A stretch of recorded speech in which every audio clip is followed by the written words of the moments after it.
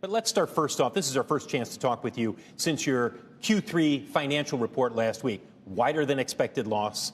Your reservations, the number is dropping a little bit. And there's a question among investors after you do a capital raise for $1.5 billion about the pathway to profitability. Do you understand why investors are nervous right now about Lucid? I think everyone recognizes this is a capital-intensive business. We've always said we need to raise more money. And the reason is that we're generating all this technology in-house. We're manufacturing it in-house. We're vertically integrated. The true value proposition of the company for investors is long-term. We're very committed to that long-term vision. But how many more capital raises might there be?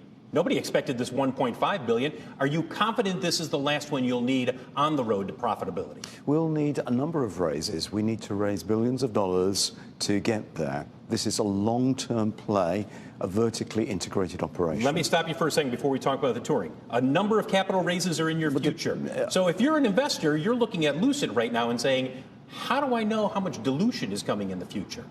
I think the path has been made very clear in terms of the raises that we needed. And I think it's a very clear value proposition.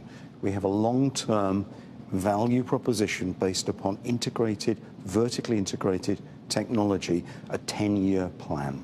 Let's talk about the touring. You guys this is the first chance people are having to see the Lucid Air Touring. Yes. Now, this is going to be the lower priced model that is coming. You've got the Touring at $107,000, and then yes. you've got the Pure coming in at $87,400. Indeed. $87,400 is still pretty rich for a lot of people. I know you're saying it's a lower price. How much lower can you push the price point over the next several years as you roll out new models? Well, I think we're looking to mid-decade, late mid-decade, when we bring out our mid-sized platform. Then I think we can get close to a $50,000 price point.